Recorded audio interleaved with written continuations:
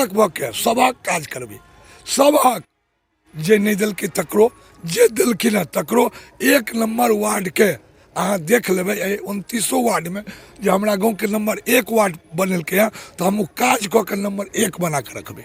चलो बहुत सुंदर। नमस्कार, स्वागत कर रहल छी जागू मैथिल संग संग बेनीपुर न्यूज में।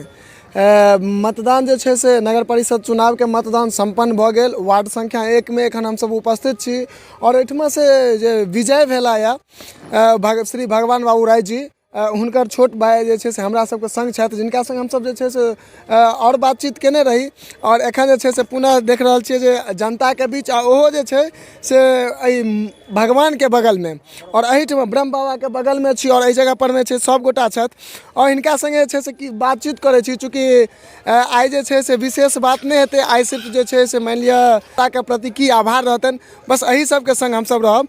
सबसे पहले तो जीत के बहुत बहुत अहाँ के जे से बधाई। अहूँ के धन्यवाद।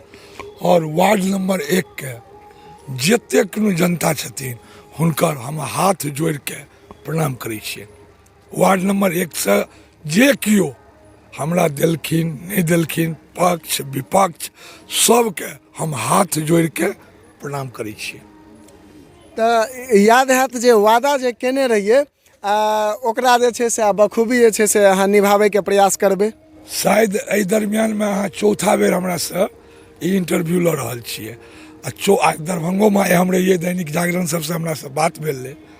हम अहाँ के एकेगो बात कहलहुँ, हम चैन तखने लेबै जे ऐसे पहले कियो छला हुनकर एक एक काम हम जांच करवा के जे पैसा लेलकै ओहि गरीब आदमी से ओकरा रिकवरी करा के तहन सांस लेबै। हम सब तखने सांस लेबै। एक एक रुपया या तो वो घर जाके पहुँचा देथुन, जनता कहथिन आब हमर पैसा नहीं लेलक। यदि वो पैसा नहीं पहुँचेथिन एहि वीडियो के माध्यम से तो उनका ऊपर FIR भेजनाइ छै, क्यों नहीं रोक सकै छै ओहि बात के, जे बात पहला कहने छी।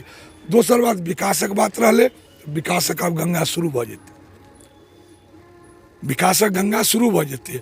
कोनो लाइट के, बिजली के, पानी के हम एगो बैठा दै छियै, एहिठुना एगो ऑफिस खोलि दै छियै, ओहिमे 24 आवर एगो नंबर दऽ दै छियै, ओहिमे 2-4 गो लड़का काज करतै, जतऽ कोनो दिक्कत हेतै ओ सब पहुँचतै, देखतै आ समाधान करतै। जितला के बाद जे छे से एहि प्रकार के बात बहुत कमे आदमी हमरा सबके कहे के लेल जे छे से रहे छथि। हालांकि कहलूँ या और अहाँ के एहिसँ पहिनुको जे छे से बातचीत हम सब देखने रही, वो हमरा सबके सटीक जे छे से जवाब भेटलन। ई जे मतदाता अहाँ के मत देलथि है हुनका की संदेश देबऽ चाहे छियनि एहि चैनल के माध्यम से? जो ओ हमरा ऊपर वो विश्वास केलखिन है, ओहि विश्वास का हम सब खरा उतरबै। ओतऽ तो बनी महादेव के बात रहे, एतऽ ब्रह्म बाबा छै। फिर अहाँ सबके संगे हम वह ओकरा रिपीट करै छियै, कहियो एहि चैनल पर ई भऽ जाए जे पप्पू राय हुनका से पाइ लऽ लेलकै हँ, चाहे वो जन्म प्रमाण पत्र हो, चाहे वो घर बनबै के हो, चाहे वो कोनो चीज कतौ से शिकायत आयत तऽ अहाँ जे कहि दी, हम तो वचनबद्ध छी। भगवान एते हमरा देला हँ जे हमरा नहीं लागैया जे सब हमरा करऽ पड़त। ई काज सब ओहि गरीब आदमी के 200, 400, 500 हजार रुपया हम सब कहियो नहीं मंगबै आ बेधड़क भऽ के सभक काज करबै, सभक जे नहीं देलकै तकरो, जे देलखिन हँ तकरो।